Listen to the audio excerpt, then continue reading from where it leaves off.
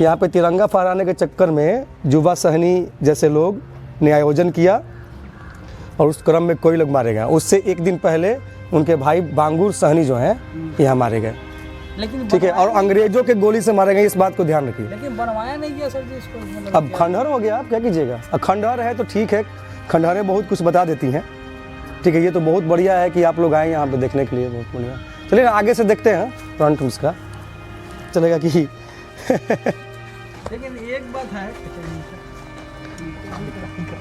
देखिए ये तो आपको नहीं है, हम लोग का जो घर बना हुआ मेरा 1955 का मकान है। अब ये सब हम लोग के भी घर में है। सुर्खी भी पूरा जोड़ाई उसी समय, हाँ उस समय का है, उसी पे होता है तो इसलिए ये ट्रेन के पट्टी टाइप का जो लगाया हाँ हाँ हाँ हाँ हाँ हाँ नहीं नहीं नहीं बिल्कुल बिल्कुल बिल्कुल। तो ये भैया कन्फर्म है बेलसर थाना। ठीक है, अगस्त 1942 को जो घटना हुआ यहाँ पे,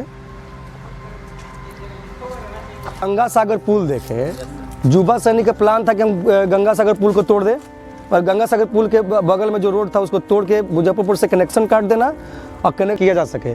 उस समय तो 1942 का जो भारत छोड़ो आंदोलन था, उसमें तो पूरे भारत में ये स्थिति थी। बिहार में कई जगह जलियांवाला बाग था, इस जलियांवाला बाग के बारे में कौन बात करेगा।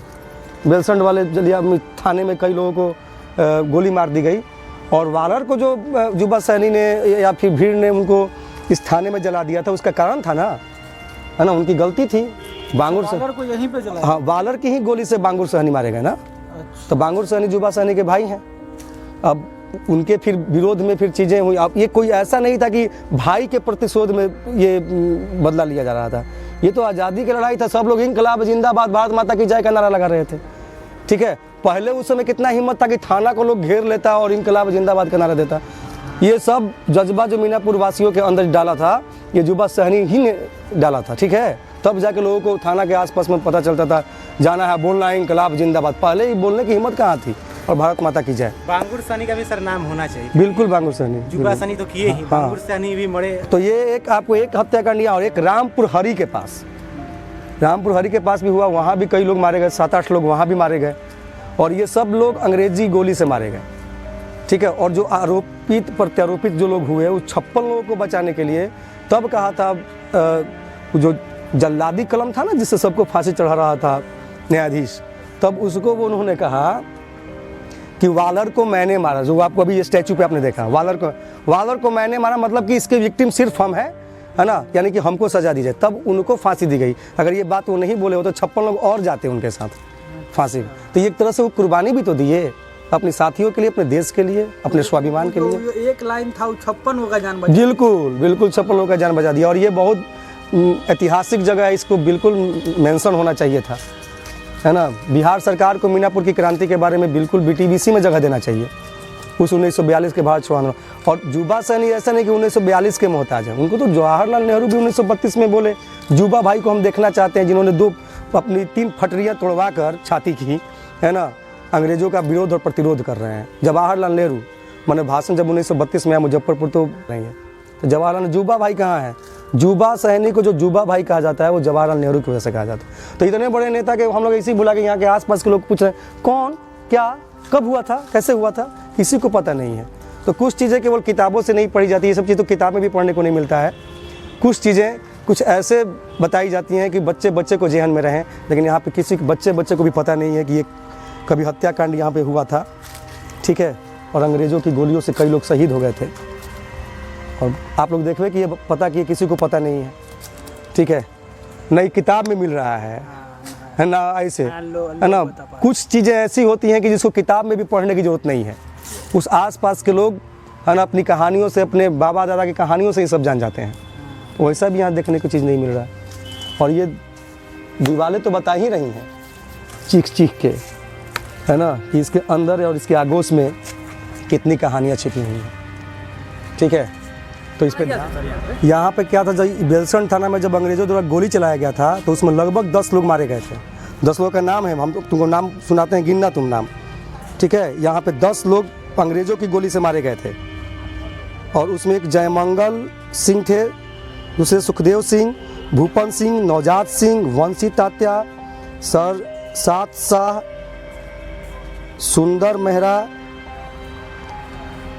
छट्टू शाह, बलदेव सुहरी, सहनी, सुख लोहार मारे गए थे ये एट दैट टाइम मरे गए थे। एकदम स्पॉट पे।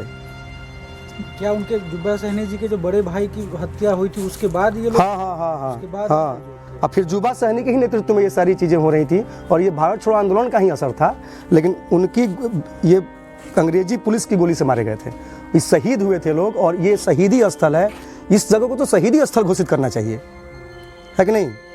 संभावना तो सर ये भी है कि इतने लोगों का तो ऑन रिकॉर्ड है, हो सकता है इससे ज़्यादा भी मरे। हो सकता है, संभावना है। हम लोग तो जो पढ़े हैं उसके हिसाब से आपको बता रहे हैं, ठीक है? क्योंकि तो रीजनल में तो इस सब पढ़ने का सोर्सेस भी इतना नहीं है। आप आसपास के लोगों को ये केवल शहीदी स्थल घोषित कर दिया जाता तो बिना किताब में पढ़े, बिना कहीं पढ़े आसपास के लोगों को पूरी जानकारी यहाँ की होती है ना। वालर को इसी थाने में जला दिया गया और उसके चक्कर में पुलिस की गोली से हमारे कितने लोग शहीद हो गए। ये आसान नहीं था। थोड़ा इधर फोटो वोटो आप लोग टहलते हुए खिंचवा लीजिए भैया, फिर थोड़ी आना है इधर हम लोगों को। ये ठीक और खीखीर, और देखिए सबसे बड़ी बात है कि वो खीखीर का मांद मिल जाता है। ये हमने मजाक किया, वो खीखीर का मांद थोड़ी अभी होगा। अब तुम डॉक्टर उसको मत बना देना, उतना बड़ा मांद नहीं होता है, ठीक है? अरे खीखीर का मान भी तो ऐतिहासिक जगह हो सकता है जहाँ बहादुर छुपा था, वहाँ से लोग लेके खींच के लेके आते हैं और ये बेलसंड थाने में उसको क्या कर देते हैं, है ना, फूक देते हैं, है ना? डॉक्टर तुम्हारा ये एरिया है, वो मान खोजना तुम्हारा काम है ना। टुक टुक दुसाद जो था वो वालर को किस खीखीर के मांद में छुपाया था, वो खोज लेना तुम। खुद का जिंदगी।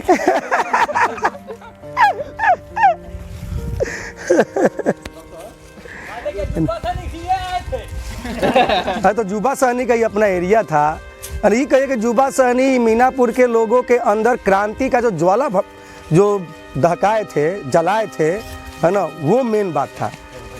नहीं तो लोग इंकलाब जिंदाबाद भारत माता की जय नारा लगाने में 10 बार सोचते थे, और यहाँ पे थाना को घेर के थाना में वालर को जला देते हैं, भले 10 लोग शहीद होते हैं अपने।